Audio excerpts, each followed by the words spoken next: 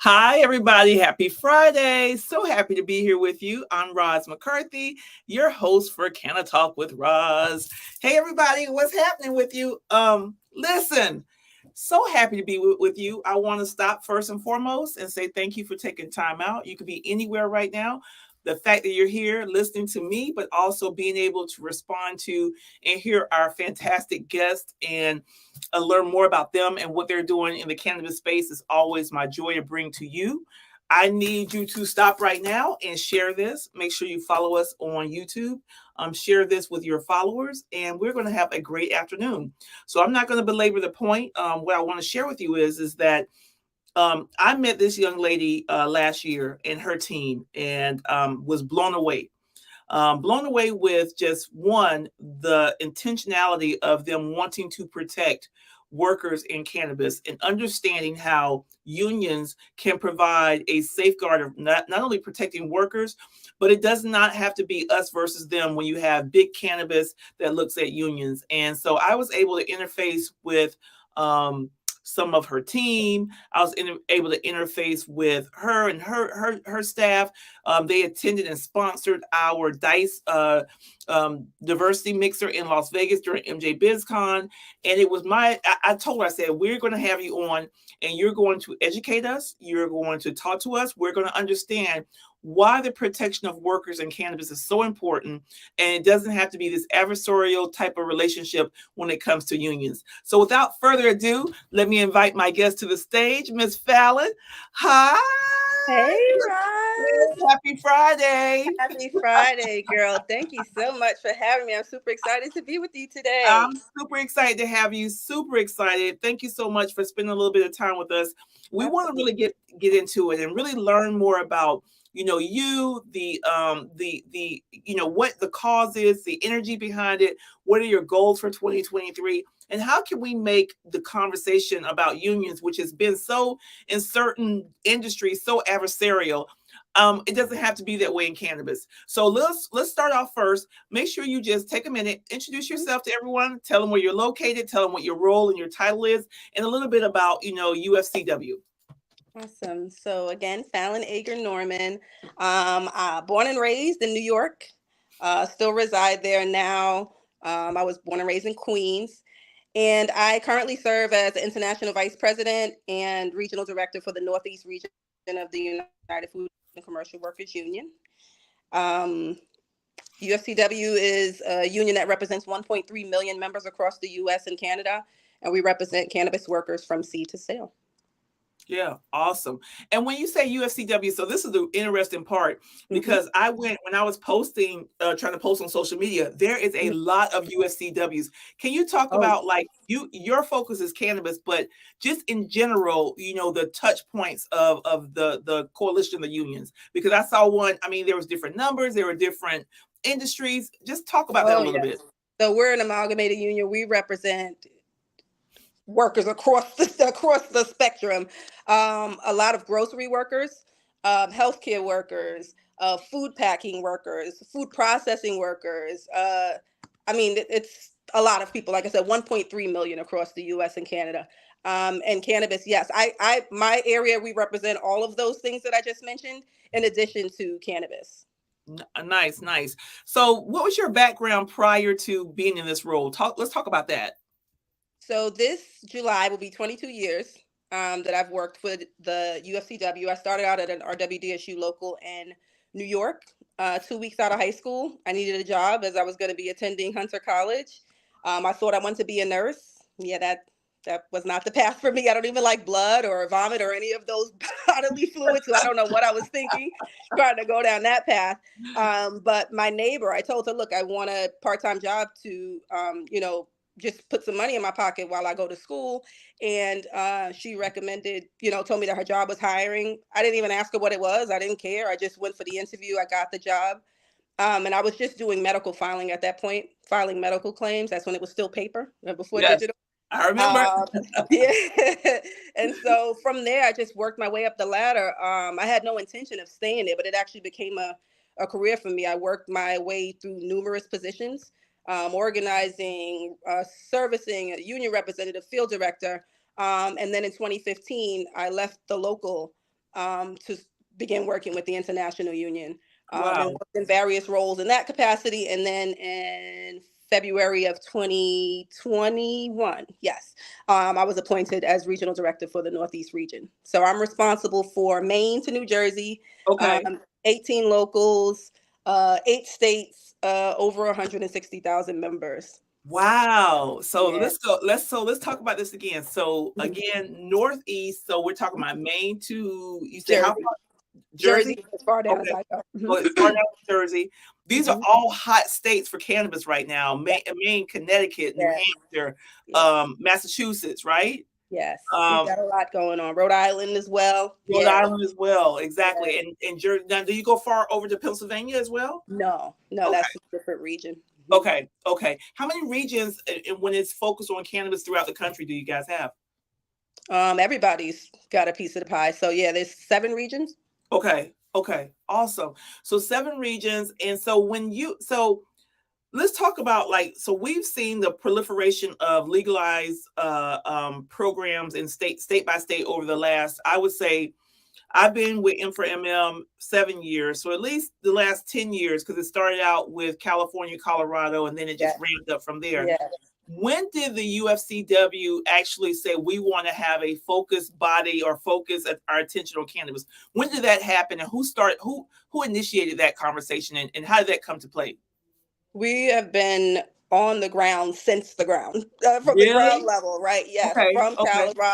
Colorado, California, Oregon, all those states you just mentioned. We've been Wow. involved for over a decade. We've been the Wow. union for cannabis Wow. workers. Yes, Okay, so yes. everybody, so everybody that knows, so this is, I'm learning something new. So for Mhm. everyone else that's getting to interact and engage and learn more, so we're not talking about this is just a startup, or we just kind of came up with a concept of being able to protect workers and being able to unionize for the cannabis industry. You guys have been around from the inception almost of having California come online, and especially in California, which has so many issues with, workers and being able to protect them, and making sure Yes. that we don't have sweatshops and things of that nature. So we're not, this ain't a fly by night Oh, situation. absolutely not. There's been a lot of blood, sweat, and tears put into this work. And like I said, we've been doing this for over a decade. It's nothing new to us. That's why we Yes. represent thousands of workers across the country. So Yeah, yeah, we are absolutely. definitely the union for cannabis workers. Yes. So when you guys are, like, for the Northeast region, from a day-to-day perspective, I know you having the local shops or what have you. How has it been in regards to just the industry? Has it been adversarial? We've talked about, I kind of started that conversation because I only my past knowledge of unions and how Mhm. there has been that adversarial type of relationship between some industries. I Yes. think we just saw, what was it? Was it the airline or the hotel? There was something where it was, the judge ruled in favor of a union that was supporting. I forgot which industry it was. I saw it online a couple of days ago. But how has it been so far for cannabis and the unions? Like, give us a skinny. What's been the energy between the companies, and also your goal of protecting workers? So I would say it runs the gamut of the spectrum. There are workers. I mean, there are companies who are anti-union, just like with any other industry that we represent. There are Sure. employers that support their workers' right to form a union, and then there Yes. are employers that recognize that it benefits them to have a partnership with the UFCW. Um, Right. and and so like I said, we see it all, and that's in any industry. It's no Yeah. different than any of the other industries that we represent or that we Absolutely. seek to represent.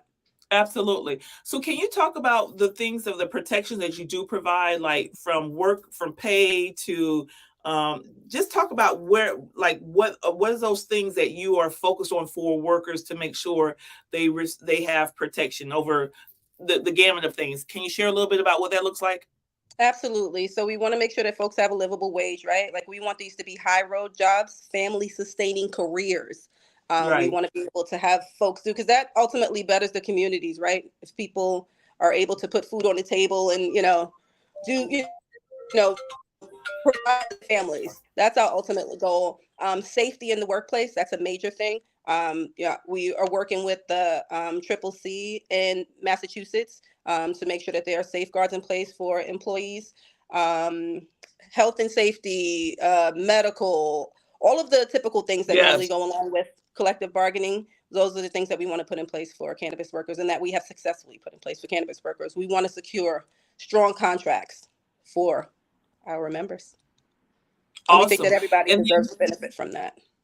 they deserve the benefit. And then let's go into going into social equity in particular, because what really Yeah. grabbed me was the conversation of, we talk about social equity and equity being ownership and being an operator. However, we have people that have been affected by the war on drugs that have had their rights, or have had not been able to matriculate in society the way they want to because of a cannabis offense, or incarceration or arrest or what have you. And not everyone that comes through the system because of that wants to be a business owner. Talk about why that's so important for those individuals as well, to have those livable wages and all the things that you spoke about. Absolutely. We believe in a holistic approach. Like you said, not just as it pertains to licenses, but the workers as well should be able to get a piece of this pie. We know that Black and brown people have been unjustly affected by the war on drugs, and, families destroyed. I've personally been touched by, folks being unjustly targeted for smoking marijuana, or distributing marijuana. And so we feel like they should have a piece of the pie. That's why we participate with community organizations, and we do expungement clinics, and we just believe that there should definitely be social equity in this process. That definitely needs to be a part of the conversation. And so that's been a part of our work as well, and we will continue to do that. I love it. I love it. So we're talking about protecting of workers. We're talking about making sure access is there, making sure providing education, partnering with communities. You guys have something super special coming up in January, the 20th, if I'm not mistaken, in Boston. Yes. Talk a little bit about that and how did that come together, and just it's so super exciting. And so I'm not going to even steal the thunder. I'm going to let you tell everybody We're what's going excited on. that you are going to be there. Super And excited I will about that. definitely be there. Yes. So that's and Yes, listen, I'm gonna honey, pick up the flyer so that I don't forget any of the yeah, folks yeah, that we're yeah. gonna have in the room. Absolutely. So it's called Backwards Never: Representation, Justice, and Equity for Cannabis Workers. So it's gonna be like a town hall discussion kind of thing, with a panel. State Senator Lydia Edwards is gonna be the moderator, along with Rashad Lambert from Nice. Forbes. We're gonna have our esteemed guest. We are going to have Martin Luther King III in the building, Yes. which is huge, right? With Monday being Martin Luther King Day. So we are super excited about that. Our international president, Mark Perrone, will be in the building as well. As we said, Roz is going to be there. Super excited to have you there. Get to see you Absolutely. again. Michael Curry from the NAACP national board member. He's the New England Area Conference's regional administrator. Shalene Title, the co-founder for Pure Ebola Center for Law and Policy. Candy Angel from Weed Maps. Al Harrington, the CEO of Viola, will be there. Yes. And as you know, that's the nation's first multinational African-American owned cannabis vertical company. So super excited to have him there as well. And we have some other elected officials invited. You never know who might be in the building. So we You are just inviting never folks know. to please come out. You need to RSVP. It's on Eventbrite. We are It's going to we be on are the going to be pushing it on our side. Yes, I don't know what your yes. capacity is, but we're going to tell people get your, come. Please Um, RSVP. yes, Yes. absolutely. Tell us, like, so you gotta, without giving us the secret sauce, but honey, you must have had to think big and dream big. And when you're having Dr. King's son, which is, it's his legacy, who he could be anywhere in the country fighting for, and he's going to have this conversation about cannabis. Would love to know, without telling the tea and whatever, where did the vision come from on your side, and the, the connection, but also is he, I find it really important for a leader like himself to understand and be a part of our industry, right? Mm-hmm. Because this industry has that social civil rights component to it. Yes. Talk to us from that perspective. I think it's exactly what you said, right? It's about the workers. And that's what, his father believed in social equity. He believed in protecting the workers, right? He was there for the sanitation strike in Absolutely. support of the sanitation workers. And so I think that this just makes perfect sense, right? It's a perfect marriage, that he believes that workers should be protected, that they are, entitled to a job with dignity and respect, and that workers should not be left behind. Workers should not have been unjustly targeted. And so, like I said, this is, I'm excited. I'm excited.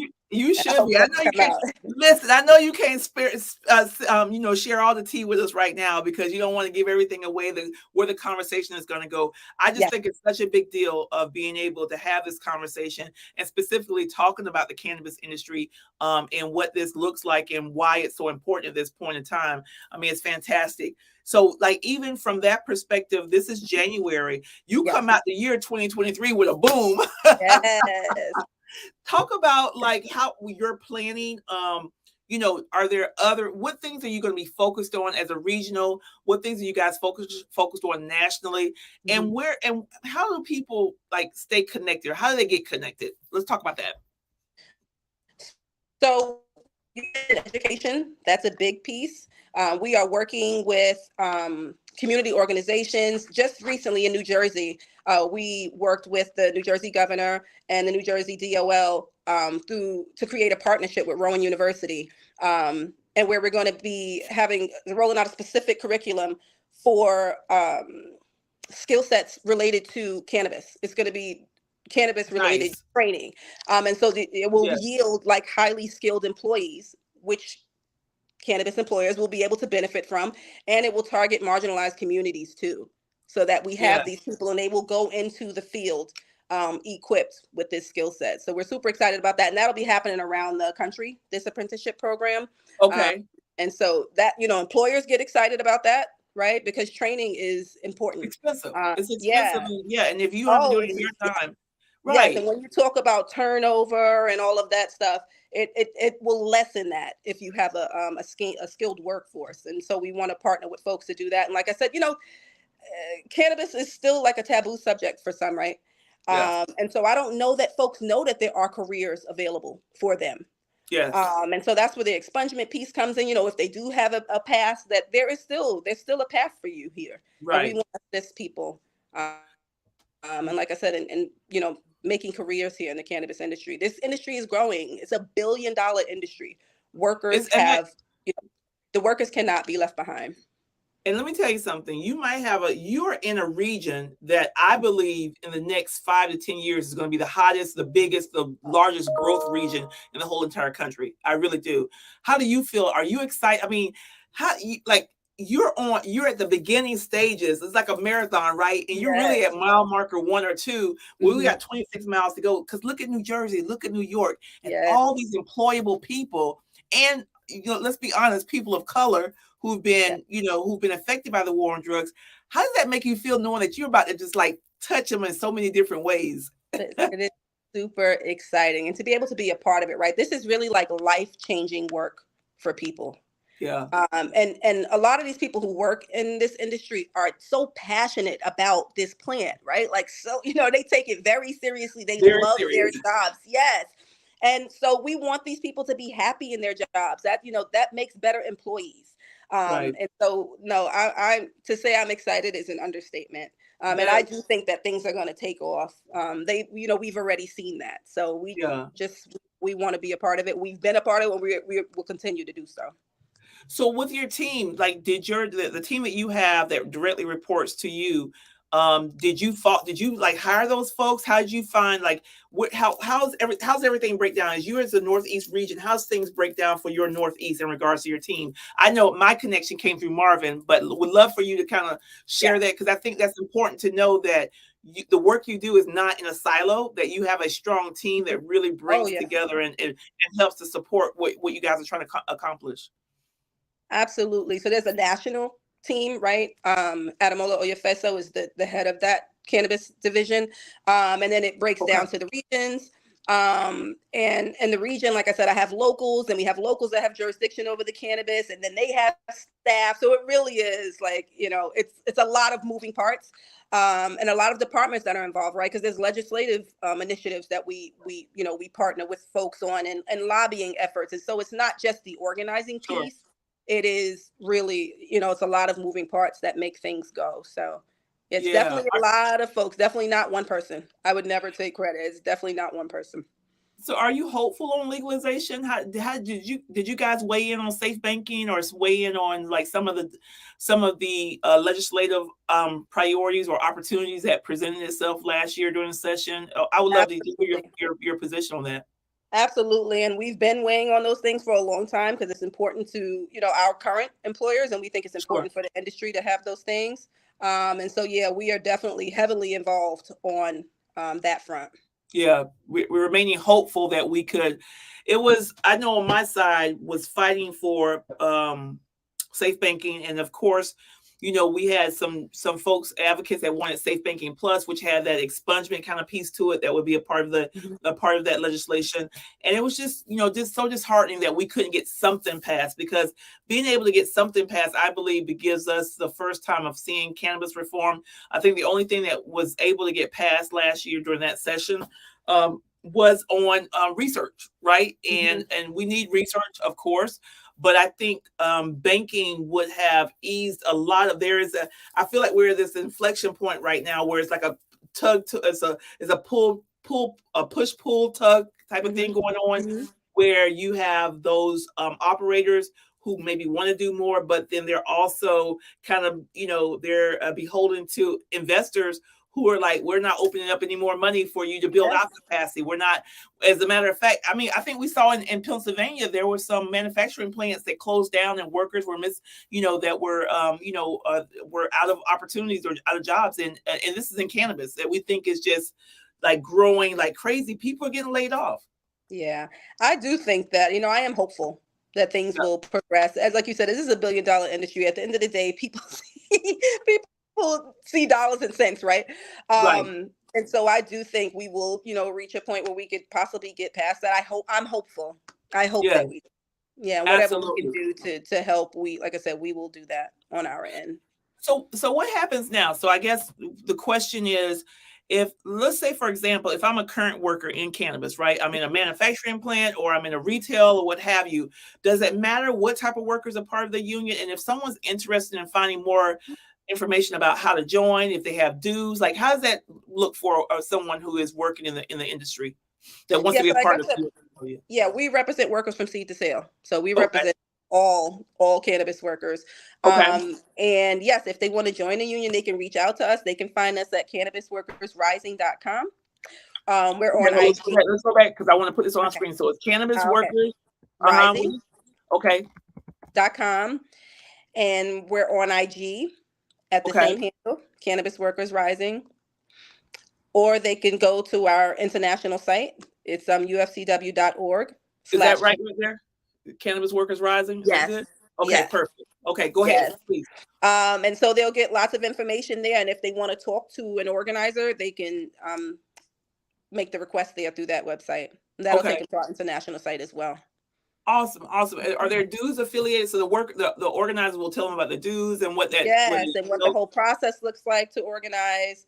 Yeah, they'll fill them in with all of that. They'll have meetings. They'll educate them about the process. And it's a democratic process, right? Like the workers get to decide. They vote to say Nice, if they want to join the union. And so, yeah, nice, nice, nice. yeah. Is there any state in particular in your region or maybe across the country that has been more receptive to the working of you guys together? Like, I don't know, like Connecticut, Rhode Island. I mean, do you see any state that's kind of like you get a lot of pushback more than normal, or has people been pretty receptive? I I don't know. think everybody has their fair share. I will say in states where um, these operators know they have to work with us in Yeah. order to, get a Yes. license and progress. Yeah.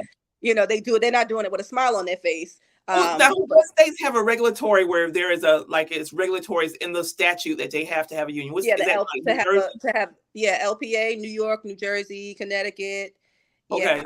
So Okay. in So those New York, states, New Jersey. yeah, Okay. Connecticut, they realize that they have to work with us. There is no, And there's work no, around, right? you gotta work that So let, process. so let me stop. Let me tell you, Yeah. if you are someone and you are looking at becoming a operator in these states of right now, because we're talking to, I want to reset the room. We're talking to Fallon Agger Norman in her role as the Northeast Regional Director for the UFCW for the cannabis workers. And I will tell you right now, there are certain states that it's in statutes and law that having unions are a part of. And I remember Jersey for sure, because we were working with some folks there and you had to go out and get a union letter of support for your application. So I knew that Absolutely. they had that a part of it. Absolutely. And and it was that educating those unions and also saying, hey, Mhm. let me tell you about my plans and how I plan on making sure that my workers are protected. So, yeah, so I just didn't mean to interrupt you, but it's No, no, no. critical that when it's in statute, there is no workaround. Like you got to figure out like how to integrate these Yes. guys, right?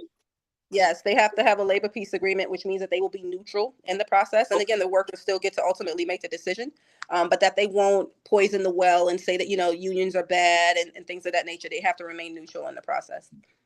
Man, so people like they'll do that.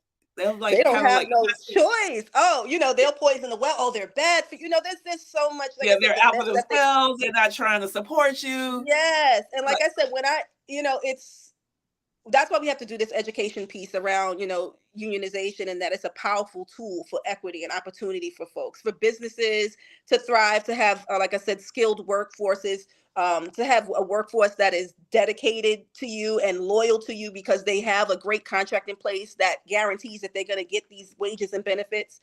It's a win-win for everybody, but there are myths out there, right? yeah, Long standing myths, and so we work to dispel those myths, and let folks know that we can be a partner to you. We have done that. And I think it goes back to education. Coming out of, like I said, I went to get that job, in 2001 at 18. I had no idea what a union was. I didn't care. I just wanted a job. And then once I got to see like what unions do for folks, this is really life-changing work. I'm like, this is what I want to do. Like, yeah. sorry, Hunter College. This is what I'm going to pursue now. Like Because I it ain't really trading is, no yeah. bedpans. I'm not flipping no No, patients oh over. girl. I'm not doing No, none of and that. I respect those folks. Oh I my God. respect exactly. I do Oh too. my I do gosh. too. And They listen, are I respect it so much because it takes a calling that's bigger than that is oh in my being. Because I yes. went to school for healthcare and thought I was going to be like in as a nurse, as a health practitioner, and I've quickly realized that I'm not a caregiver. Like I'm on the business side and I'm not a healthcare caregiver. So shout out to all the nurses, all the doctors, all the Yes. healthcare practitioners. Yes.